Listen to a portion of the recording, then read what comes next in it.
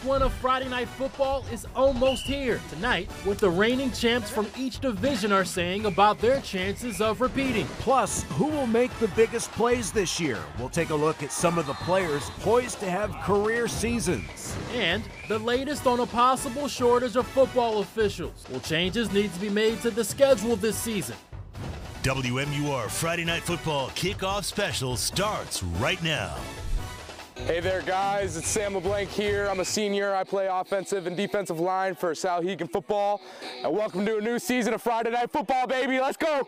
Here at the annual Bo Dixon Queen City Jamboree, Bishop Guertin right now is beating Salem 21-13 with 44 seconds left to go in this game. This is game 3 of 5. Alvirne and Bedford about to kick off in just a couple of minutes. And welcome to Gill Stadium for a brand new season of Friday Night Football. I'm Mike Cronin, joined by Jonathan Marshall. John, we are kicking off year 29 of Friday Night Football, and well, it's a wet and soggy night for football, isn't it? Another sign that football is here. The weather, the temps dropping. This is football weather, right? This is what you want to play in. And last year we had to call an audible. I was in the studio. You were here last year because of weather, and here we are yet again. And of course, the summer of 2023. Why would we expect anything? We are here. Year 2 for us for FNF. Yes, and it's exciting because this is going to be a great season. We had a great first year together, and this season I'm just looking forward to some really great football. We had a lot of seniors who graduate, of course, moving on. So who's going to step up this year? I think there's going to be a lot of really big-name players to come out of this year's senior class. A lot of storylines in addition to those players. Some programs looking to keep an undefeated streaks going and repeat. We'll get into that as we always do. Start with our reigning champs from last season. We start with the team playing right now, actually, or about to get ready to play, the Bedford Bulldogs. A great underdog story in 2022. They entered the Division I postseason as the 10th seed. The defense shut out their first 3 playoff opponents. Then they beat powerhouse Londonderry in the state championship. It was Bedford's first title since 2018. This year, the Bulldogs are returning 7 starters on offense and 7 on defense, so that experience should help in a big way. We really like the group we have coming back. Obviously, we have some really good players coming back, but we're trying to be really careful of not putting the cart before the horse, and we've got to earn that right to expect success. I think we have a good shot at doing it again, and we have a lot of good underclassmen coming up, so we'll have a good team. I love our odds, but at the same time, it doesn't really matter what I think. It's what the entire team thinks, and if we all play as one big team. Let's check in with Pelham now, and to say they have dominated is an understatement. The Pelham Pythons have won 3 straight state championships to go along with 3 straight perfect seasons. 2 of those years were in Division III before moving up last season. The Pythons have lost a number of their starters, and they say the competition in Division II will be tougher this season, so they will need to meet that challenge to win a 4th straight championship. I think we have that established over the years where everybody knows their role and everybody does their part. So it makes everybody better. But it's kind of humbling because you want that one more. I want 4 rings in my high school career, so try to make that one happen. I think a lot of people, we lost a lot of people, but I think a lot of people are coming up that are very talented, very hardworking. I think we have something special. Hey, Mike, back to Pelham real quick. Have one of the longest active winning streaks in high school football, so that's just amazing right here in New Hampshire. In D3, the Campbell Cougars are the reigning champs. Their coach says 2022 was a season for the ages. The Cougars leaned on a dominant run attack and defense, outscoring their opponents by an average of 28 points a game last year. It was Campbell's first state title since 2017. They have a lot of young talent returning in 2023.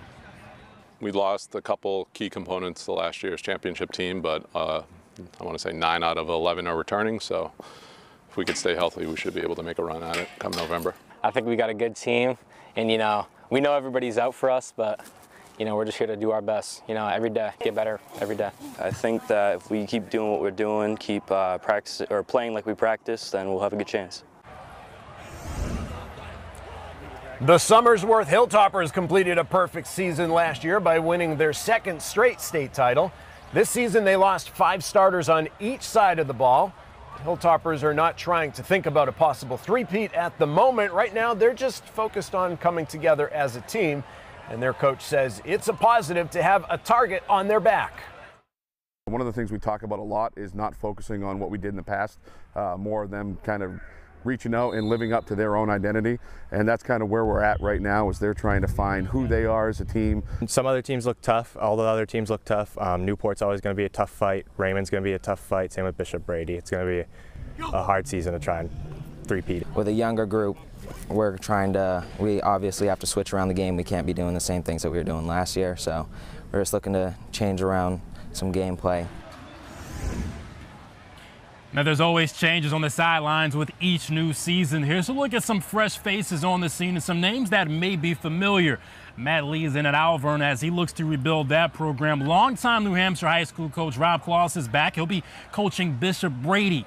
Anthony Nalen takes over at Bishop Girton, replacing Dron Trisciani, who resigned. Nick Ford is stepping in at Laconia after Craig Cousins retired after 31 years. 3 more names. Andrew Provencher is bringing some new energy at Manchester West. Matt Shaw is the new coach at Merrimack Valley. He's filling the role left by Joe Raycraft, who has had a huge impact at several schools throughout the state. And then you have Luis Ardonio at Newfound. How about this? Let's talk about one of the all-time greats in New Hampshire. Pinkerton head coach Brian O'Reilly is inching closer to the all-time wins record in the state. He is entering his 46th year coaching football. O'Reilly has 366 wins. That's 20 shy of the all-time record held by former Plymouth coach Chuck Lenahan. Of course, O'Reilly won't be able to catch him this year, but next season could be a special one for the leader of the Astros, who has won 11 state titles. We'll actually have a live interview coming up with one of those new coaches that you mentioned, John, Alvern's Matt Lee. But for now, we want to go to the sidelines and check in to get you a closer look at the action for this game that's about to get underway. Yeah, Troy Lynch is live on the Bedford sidelines with head coach Zach Matthews.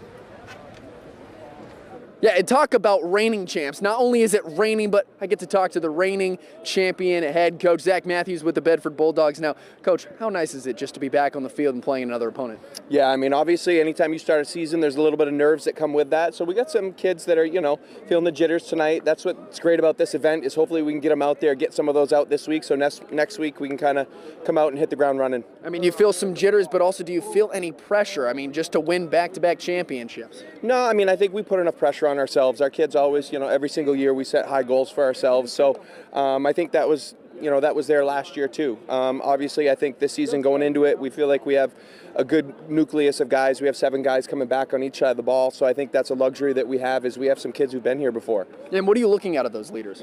Yeah, I mean, I think really they're just looking to kind of demonstrate kind of our team culture, and so showing the other kids, especially the younger guys, some of these guys, sophomores first start, calm them down, make sure they know what's going on in the field, and make sure we're able to execute. And you were a 10 seed going into the playoffs last year. Are you taking anything away from last year and implementing it into this season? I mean, I think we just need to be hungry, and when you're a 10 seed, kind of some of those losses last year shaped the team that we were. And, I think that you need to be hungry regardless of the record. And that was what, made the Patriots dynasty so special when it was at its height, is that every single year, it didn't matter if you won it the last year, you were hungry for the next one. And I think that's what we're trying to preach to our kids. Well, we're excited to see you and what you guys can do this season. I'll let you get back to coaching, Coach, all right? Good luck tonight. Thank you. Guys, we'll send it back to you.